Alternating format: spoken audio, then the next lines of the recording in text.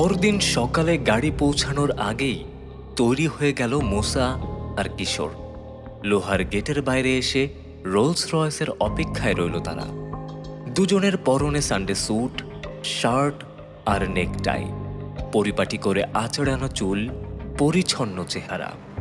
হাতের নখ অবধি পরিষ্কার করেছে ব্রাশ দিয়ে ঘষে। অবশেষে হাজির হলো রোলস রয়েস। গাড়িটার উজ্জ্বলতার কাছে নিজেদেরকে একেবারে ম্লান মনে হলো দুজনের। পুরনো ধাঁচের ক্লাসিক্যাল চেহারা, প্রকাণ্ড দুটো হেডলাইট, চৌকো বাক্সর মতো দেখতে মূল শরীরটা একেবারে কুচকুচে কালো। চকচকে পালিশে মুখ দেখা যায়। কিশোরের মুখে শোনা বাঙালি বুলি ঝাড়ল মোসা। এগিয়ে আসা গাড়িটির দিকে অবাক চোখে তাকিয়ে আছে। 110 বছর বয়সী কোটিপতির উপযুক্ত। পৃথিবীর সবচেয়ে দামি গাড়ির একটা। কোটিপতি এক আরব শেখ নাকি অর্ডারে তৈরি করিয়েছিলেন এটা, কিন্তু তার গাড়িটা পছন্দ না হওয়াতে তিনি ডেলিভারিটা পর্যন্ত নাকি নেননি। কম দামে পেয়ে কিনে নিয়েছে রেন্টেরাইট কোম্পানি, নিজেদের বিজ্ঞাপনের কাজে ব্যবহার করছে। কাছে এসে দাঁড়ালো রোলস রয়েস। ঝাটকা দিয়ে খুলে গেল দরজা। ড্রাইভিং সিট থেকে দ্রুত নেমে এলো সোফার। 6 ফুট লম্বা, 68 দেহের গড়ন, লম্বাটে হাসি খুশি চেহারা। একটানে মাথার টুপি খুলে হাতে নিল আর সপ্রশ্নে কিশোরের দিকে তাকিয়ে বলল, মিস্টার পাশা, আমি হ্যানসন, আপনাদের শোফার। পরিচিত হয়ে খুশি হলাম মিস্টার হ্যানসন।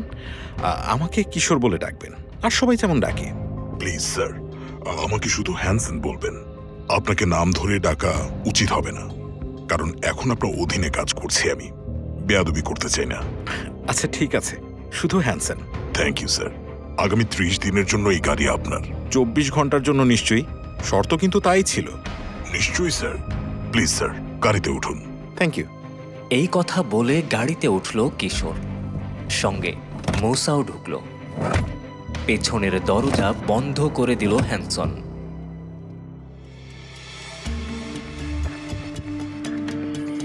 আচ্ছা একটা কথা, বেশি ফর্মালিটির কোনো দরকার নেই, দরজা আমরাই খুলতে পারবো। কিছু মনে করবেন না স্যার, চাকরির পুরো দায়িত্ব আমাকে পালন করতে দিন। ঢিল দিয়ে নিজের স্বভাবটা নষ্ট করতে চাই না। সামনের দরজা খুলে ড্রাইভিং সিটে উঠে বসল। কিন্তু মাঝে মধ্যে তাড়াহুড়ো করে বেরোতে কিংবা ঢুকতে হতে পারে আমাদের, তখন আপনার জন্য অপেক্ষা করতে পারবো না। তবে কাজ করা যায়। শুরুতে একবার দায়িত্ব পালন করবেন আপনি, আরেকবার একেবারে বাড়িতে ফিরে। মাঝে যতবার খোলা বা বন্ধ করার দরকার পড়বে আমরা করব। কি ঠিক আছে? ঠিক আছে স্যার, সুন্দর সমাধান। রিয়ার ভিউ মিররে চোখ পড়তেই কিশোর দেখল হ্যানসন কিশোরের দিকে তাকিয়ে মুচকি একটা হাসি দিল। অনেক সম্ভ্রান্ত লোকের কাজ করেছে নিশ্চয়ই। বুঝতেই পারছি ওরা কেউই আমাদের মতো ছিল না। অনেক আজব উদ্ভট জায়গায় কিন্তু যেতে হতে পারে আমাদের কাজ করতে। এটা দেখে আন্দাজ করতে পারবেন।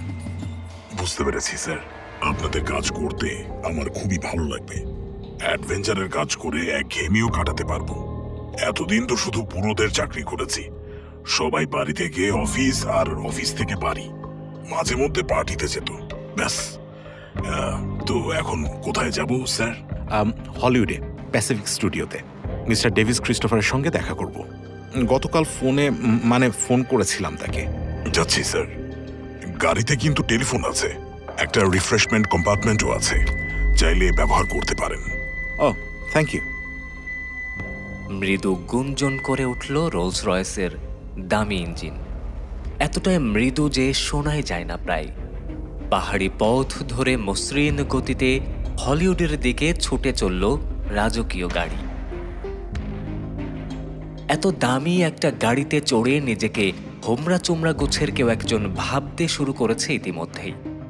সামনের সিটের পেছনে বসানো একটা খোপের ছোট্ট দরজা খুলে ফেলল বোতাম টিপে। বের করে আনলো টেলিফোনের রিসিভারটা। এত সুন্দর রিসিভার জীবনেও দেখেনি সে।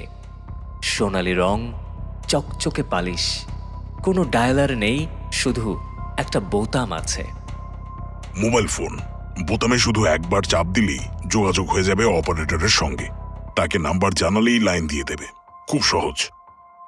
রিসিভারটা আবার আগের জায়গায় রেখে দিল কিশোর। আরাম করে হেলান দিয়ে বসল নরম চামড়া মোড়ানো পুরু গতিতে। দেখতে দেখতে হলিউডে এসে ঢুকল গাড়ি। ব্যবসা প্রতিষ্ঠানগুলোর ধার দিয়ে চলছে এখন। গন্তব্যস্থান যতই কাছে আসছে ততই অস্থির হয়ে উঠেছে মুসা। কিশোর, বুঝতেই পারছি না স্টুডিওর গেট পেরোবো কি করে। আমাদের কিছুতেই ঢুকতে দেবে না দারোয়ান। ওই গেটই বেরোতে পারবো না আমরা। উপায় একটা ভেবে রেখেছি, এখন কাজে লাগলেই হয়। এই যে এসে গেছি। উঁচু বিশাল এক দেয়ালের ধার দিয়ে এগিয়ে চলেছে গাড়ি। বড় বড় দুটো ব্লক পেরিয়ে এলো তারা। সামনের বিরাট লোহার দরজার গেটের কপালে বড় বড় করে লেখা প্যাসিফিক স্টুডিও। দরজার সামনে এসে থামল গাড়ি। গাড়ির হর্নের আওয়াজ শুনে পাল্লার একদিকে ছোট্ট একটা গর্তের সামনে থেকে ঢাকনা সরে গেল আর উকি দিল একটা গোমরা মুখ। কোথায় যাবেন? Mister Davies Christopher. পাস আছে? পাসের দরকার নেই, টেলিফোন করে এসেছি। মিথ্যে কথা বলেননি হ্যানসন। ঠিকই টেলিফোন করেছিল কিশোর। মিস্টার ক্রিস্টোফারকে লাইন দেওয়া হয়নি সেটা তার দোষ না। ঠিক এই সময়ে পেছনের এক পাশে সাইড উইন্ড খুলে গেল। মুসার নজর তখন দারোয়ানের দিকে। এই যে ভাই, কি হয়েছে? দেরি কেন? সন্দেহ থাকলে আমি ফোন করছি চাচাকে। কিশোরের কথা কানে যেতেই চমকে উঠল মুসা। কেমন ঘড় ঘড়ে গলা, কথাই খাঁটি ব্রিটিশ টান। মুসা কিশোরের দিকে ফিরে তাকালো। এ কোন কিশোরকে সে দেখছে? ঝুলে পড়েছে নিচের ঠোঁট, মাড়ি বেরিয়ে পড়েছে, মাথা সামান্য পেছনে হেলানো, নাকের উপর দিয়ে চেয়ে আছে। মিস্টার ডেভিস ক্রিস্টোফারের কিশোর সংস্করণে কোনো খুঁত নেই। একসময় টিভিতে অভিনয় করে প্রচুর নাম কামিয়েছে কিশোর। এই অঞ্চলে তখন মুসা ছিল না। কিশোরের সেসব অভিনয়ও সে দেখেনি। তবে আজ বুঝতে পারল লোক কেন কিশোর পাশার নাম রেখেছে নকল পাশা। হা করে কিশোরের দিকে তাকিয়ে আছে দারোয়ান। মুখে কোনো কথা নেই। নাকের উপর দিয়ে দারোয়ানের মাথা থেকে পা পর্যন্ত নজর বোলালো একবার কিশোর, ঠিক যেন মিস্টার ক্রিস্টোফারের অনুকরণে। সোনালি রিসিভারটা বের করে আনলো কিশোর। কানে ঠেকালো, বোতাম টিপে দিয়ে নিচু গলায় নাম্বার চাইল। আসলে পাশা সার্ভিস ইয়ার্ডের নাম্বার। সত্যি তার চাচার লাইন চেয়েছে কিশোর। দামি গাড়িটার দিকে আর একবার চাইল দারোয়ান। সোনালি রিসিভারটাও একবার দেখে নিল। কিশোরের টেলিফোন কানে ঠেকিয়ে কথা বলার ভঙ্গিতে দেখল। তারপর দারোয়ান সিদ্ধান্ত নিয়ে ফেলল।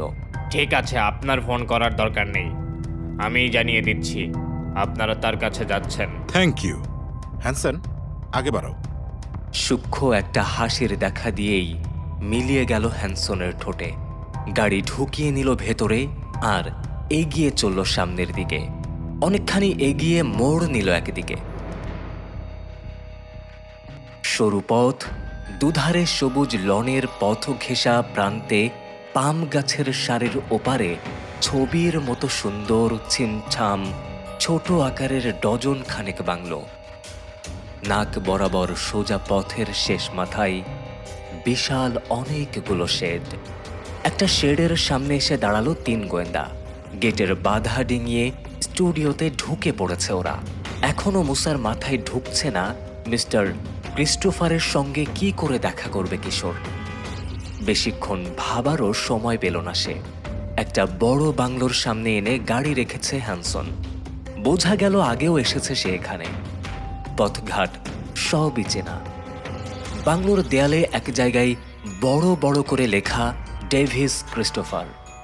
আলাদা আলাদা বাংলোতে বিভিন্ন পরিচালকের অফিস। কে কোথায় বসেন বোঝার জন্যই মূলত এই লেখার ব্যবস্থা। আপনি বসুন গাড়িতে, কতক্ষণে ফিরবো বলা যায় না। ঠিক আছে স্যার।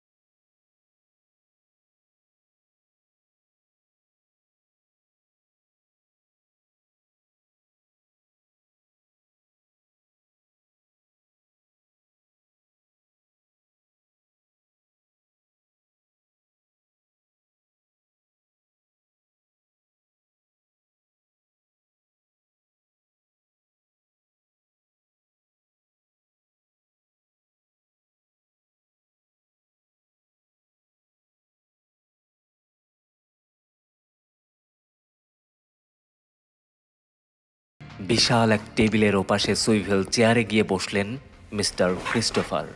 ইচ্ছে করলে টেবিল টেনিস খেলা যাবে এই টেবিলটাতে। তার দিকে তাকিয়ে রইল দুই গোয়েন্দা। পেছনের দরজাটা ওপাশ থেকে বন্ধ করে দিল কেরি। তারপর ছেলেরা 5 মিনিট সময় দিচ্ছি তোমাদের, কি বলতে চাও? এটা স্যার। অদ্ভুত ভঙ্গিতে পকেট থেকে একটা কার্ড বের করে টেবিলের ওপর দিয়ে ঠেলে দিল কিশোর। ভঙ্গিটা লক্ষ্য করলেন মিস্টার ক্রিস্টোফার, একেবারে তার নিজের ভঙ্গি। হাত বাড়িয়ে তুলে নিলেন কার্ডটা। তোমরা তাহলে গোয়েন্দা? প্রশ্নবোধক চিহ্নগুলো কেন? নিজেদের ক্ষমতার ব্যাপারে সন্দেহ প্রকাশ? না স্যার, ওগুলো আমাদের ট্রেডমার্ক। যে কোনো ধরনের রহস্য ভেদ করতে রাজি আমরা।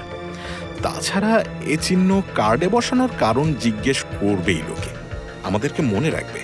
আচ্ছা, নাম প্রচারের ব্যাপারে খুব আগ্রহী মনে হচ্ছে। নিশ্চয়ই স্যার, লোকে আমাদের নামই যদি না জানলো ব্যবসা টেকাবো কি করে? ভালো যুক্তি, কিন্তু ব্যবসা তো শুরুই করনি এখন। সেজন্যই তো এসেছি স্যার, আপনাকে একটা ভুতুরে বাড়ি খুঁজে দিতে চাই আমরা। ভুতুরে বাড়ি? আমি ভুতুরে বাড়ি খুঁজছি, এরকম ভাবনা কেন এলো মাথায়? শুনেছি যে আপনার পরের ছবির জন্য নাকি একটা ভূতের বাড়ি খুঁজছেন। আপনার খোঁজায় সাহায্য করতে আগ্রহী 3 গোয়েন্দা। তচ্ছিলের একরকম হাসি হাসলেন মিস্টার ক্রিস্টোফার। 2টো বাড়ির খোঁজ ইতিমধ্যেই পেয়ে গেছি আমি। একটা ম্যাসাচুসেটসের সালেমে আর একটা দক্ষিণ ক্যারোলিনার চার্লস্টনে। 2টো জায়গাতেই নাকি ভূতের উপদ্রব আছে। আগামীকাল আমার 2 জন লোক যাবে জায়গাগুলো দেখতে। আমি শিওর 2টোর একটা জায়গা আমার পছন্দ হবে। কিশোর ক্যালিফোর্নিয়াতে একটা শোভনীয় বাড়ির কথা বলাতেও মন গলাতে পারল না ডেভিস ক্রিস্টোফারের। একটু হতাশ হয়ে কিশোর বলল, মিস্টার ক্রিস্টোফার, ভেবেছিলাম আমাদের প্রথম কেসটায় একটু সাহায্য করবেন। সম্ভব না। যাওয়ার পথে দয়া করে কেরিকে একবার আসতে বলে যাও। ঠিক আছে স্যার। ঘুরে দাঁড়িয়ে দরজার দিকে হাঁটতে শুরু করলো 2 গোয়েন্দা। দরজার কাছাকাছি পৌঁছে গিয়েছে। একটু দাঁড়াও। জি বলুন স্যার। কিশোর আর মুসা ঘুরে দাঁড়ালো। চোখ কুঁচকে তাদের দিকে চেয়ে আছে মিস্টার ক্রিস্টোফার। কেন যেন মনে হচ্ছে যা দেখাতে এসেছো তা দেখাওনি। কি দেখাবে বলে বলছিল মিস ওয়াইল্ডার? নিশ্চয়ই তোমাদের ভিজিটিং কার্ড নয়? ঠিকই বলেছেন স্যার। আমি লোকের গলার, কথা বলার ভঙ্গি, এমনকি অনেকের চেহারাও নকল করতে পারি। মিস ওয়াইল্ডারকে আপনার ছেলেবেলার চেহারা নকল করে দেখিয়েছিলাম। আমার ছেলেবেলার চেহারা? কি বলতে চাইছো? চেহারায় মেঘ জমতে শুরু করেছে ক্রিস্টোফারের। ঠিক আছে, দেখাচ্ছি স্যার। চোখের পলকে বদলে গেল কিশোরের চেহারা। আমার ধারণা মিস্টার ক্রিস্টোফার হয়তো কোনো ছবিতে আপনার ছেলেবেলার চেহারা দেখতে চাইবেন। মানে ছেলেবেলার কোনো ঘটনা কাউকে দিয়ে অভিনয় করাতে চাইবেন। বিচ্ছিরি, থামাও এসব। পরক্ষণেই আবার গম্ভীর হয়ে গেলেন। আপন চেহারায় ফিরে এলো কিশোর। পছন্দ হলো না স্যার? আপনার ছেলেবেলার চেহারা নিশ্চয়ই এমনই ছিল। না না, এত বিচ্ছিরি ছিলাম না আমি। কিচ্ছু হয়নি তোমার। তাহলে আরো কিছুদিন প্র্যাকটিস করতে হবে। টেলিভিশন থেকে খুব চাপাচাপি করছে। টেলিভিশন? কিসের চাপাচাপি? মাঝে মধ্যেই টেলিভিশনে কমিক দেখাই আমি। আগামী সপ্তাহে বাচ্চাদের একটা অনুষ্ঠান আছে। ভাবছি এবারে আপনার চেহারা, কথা বলার ধরন নকল করে। খবরদার, আমি নিষেধ করছি। কেন স্যার? দোষ কি এতে? বাচ্চারা যদি একটু মজা পায়। না। কি যেন একটু ভাবলেন পরিচালক ক্রিস্টোফার। ঠিক আছে, তোমাদের প্রস্তাবে আমি রাজি। তবে কথা দিতে হবে, কখনো কোথাও আমার চেহারা নকল করে দেখাতে পারবে না। Thank you mister Christopher. তাহলে ভুতুরে বাড়ি খোঁজার অনুমতি দিচ্ছেন আমাদেরকে? হ্যাঁ হ্যাঁ, দিচ্ছি। তেমন বাড়ি পেলেও ওটা ব্যবহার করব এমন কথা দিতে পারছি না। তবে তোমাদের নামে প্রচারের ব্যবস্থা করব। এখন মেজাজটা আরো খিঁচড়ে যাবার আগে এখান থেকে বেরো, হয়তো আবার মত পাল্টে বসতে পারি। ভয়ানক চালাক ছেলে তুমি, কিশোর বাসা। নিজের কাজটা ঠিক উদ্ধার করে নিয়ে গেলে। ভীষণ চালাক। আর কিছু শোনার দরকার মনে হলো না কিশোর আর মুসার। প্রায় ছুটে বেরিয়ে এলো ঘর থেকে।